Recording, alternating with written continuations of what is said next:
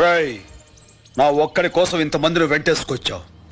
ఈ ఒక్కడే వందలాది పాకిస్తాన్ శత్రు సైన్యాన్ని చీల్చి చెండాడాడు. అది నువ్వు తెలుసుకో.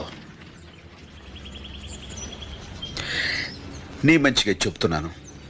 4 గంటలకి నువ్వు మనుషులను పంపిస్తే 4 గంటల 10 నిమిషాలకి జీవితంలో ఎంత పెద్ద తప్పు చేశాన్రా అని ఏడుస్తూ కూర్చుంటావు. కాదు కూడదనుకుంటే పెట్టుకో.